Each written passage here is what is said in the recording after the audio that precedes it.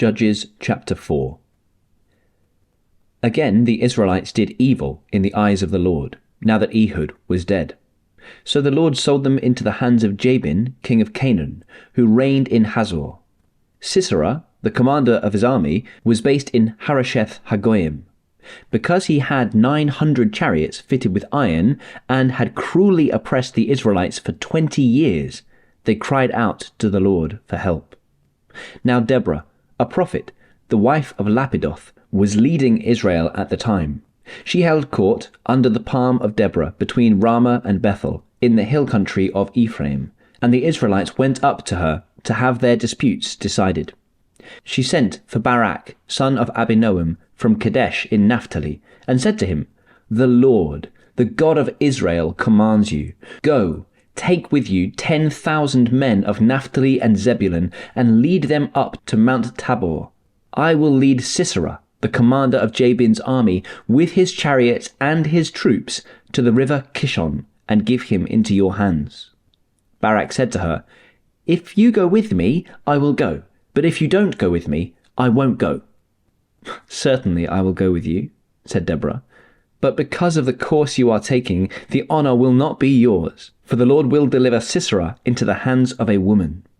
So Deborah went with Barak to Kadesh. There Barak summoned Zebulun and Naphtali, and 10,000 men went up under his command. Deborah also went up with him.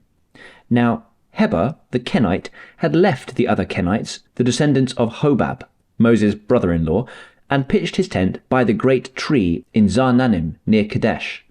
When they told Sisera that Barak, son of Abinoam, had gone up to Mount Tabor, Sisera summoned from Harosheth Hagoyim to the river Kishon all his men and his 900 chariots fitted with iron.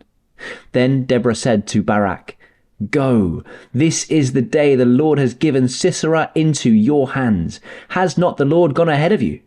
So Barak went down Mount Tabor, with 10,000 men following him. At Barak's advance, the Lord routed Sisera and all his chariots and army by the sword, and Sisera got down from his chariot and fled on foot.